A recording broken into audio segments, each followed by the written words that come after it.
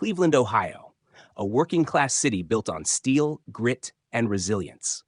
But behind the faded brick buildings of the Mount Pleasant neighborhood, a quiet evil was growing.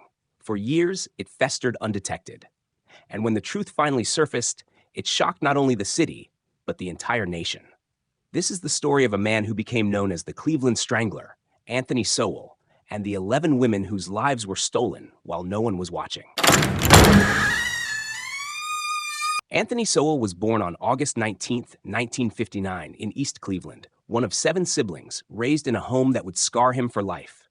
After his mother died, he lived under the care of his grandmother, a woman reportedly strict and abusive.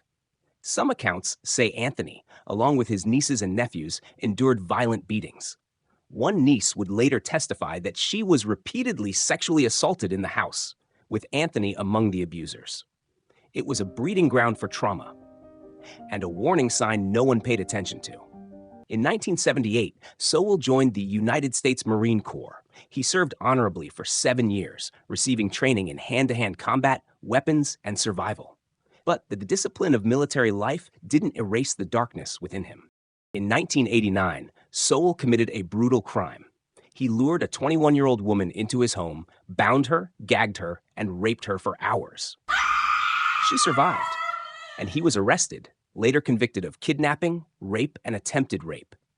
He was sentenced to 15 years in prison. When he was released in 2005, he registered as a sex offender and returned to the same neighborhood, Imperial Avenue, in the Mount Pleasant area of Cleveland.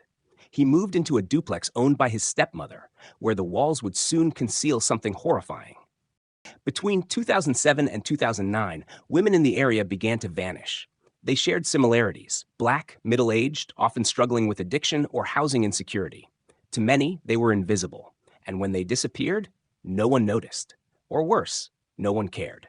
Sowell preyed on this invisibility. He lured women to his home under the promise of drugs, alcohol, or a place to stay.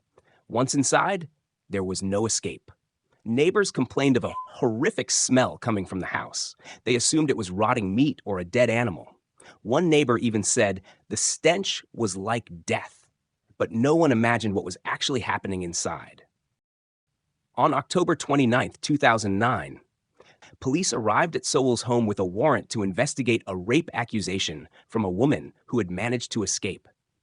What they found stunned even the most seasoned officers. Inside the house, the air was thick with the stench of decomposition. In the basement, they found the remains of 2 women. Then they uncovered more, buried in shallow graves, hidden in crawl spaces, tucked in corners. By the end of the search, 11 bodies had been discovered. Many were so badly decomposed that identifying them took weeks. The victims were 1. Tonia Carmichael, 2. Tishana Culver, 3. Lashanda Long, 4. Crystal Dozier, 5. Amelda Hunter, 6. Michelle Mason, 7. Kim Smith, 8. Diane Turner, 9. Nancy Cobbs, 10. Janice Webb, 11. Talacia Fortson. Each one had a story. Each one had a family. Each one had been forgotten until now. The city of Cleveland was in shock. How could this happen in plain sight? Anthony Sowell was charged with 11 counts of aggravated murder, 74 counts of rape, kidnapping, and more. During his trial in 2011, the courtroom was filled with heartbreak. Mothers, sisters, daughters of the victims facing the man who stole everything from them. Sowell showed little emotion. He was found guilty on all charges, and the jury sentenced him to death. He would spend the next decade on death row at Chillicothe Correctional Institution. In February 2021, Sowell died of a terminal illness. The case of Anthony Sowell raised painful questions. Why weren't the missing women taken seriously? Why did so many reports go uninvestigated? And what does it say about a society that allows certain people, the poor, the addicted, the forgotten, to vanish without urgency? In the years since, advocates have called for reforms in how police handle missing persons cases, especially those involving marginalized women. A garden and memorial now stand on the site of Sowell's demolished house, a space for healing, and a reminder of the women who should never have been invisible. Their names must not fade. Their stories must not be lost. This was more than the story of a killer. It was the story of a broken system and the lives it failed.